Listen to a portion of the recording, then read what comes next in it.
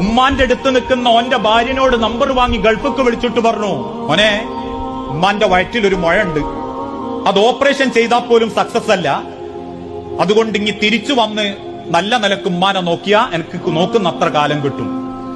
3.5 ലക്ഷം രൂപന്റെ ജോലിയോ രാജിവെച്ചു, നാട്ടിക്ക് വന്നു. ഉമ്മനെ അറിയിക്കാതെ ഉമ്മാനെ പൊന്നുപോലെ നോക്കി. 8 മാസം ഒരു പൈതലിനെ നോക്കുന്നത് പോലെ ആ മോൻമാനെ നോക്കി.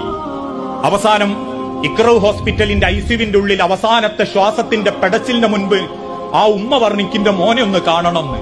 അകത്തേക്ക് വിളിച്ച ആ മോന്റെ കൈ അമർത്തിപ്പിടിച്ചിട്ട് ആ ഉമ്മ പറഞ്ഞത്, അവൻ ഇപ്പോഴും കണ്ണു നിറഞ്ഞിട്ട് പറയും, എന്റെ കൈ ഇങ്ങനെ മുറുകെ പിടിച്ചിട്ട് എന്റെ അമ്മനോട് അവസാനം പറഞ്ഞത്, മോനെ, ഇനി പടച്ചോൻ ഇനി ഉമ്മാക്കൊരു മോനെ തരുമെങ്കിൽ മോനായിട്ട് എന്നെ തന്നെ ഉമ്മ ചോദിക്കൂട്ടോന്ന്.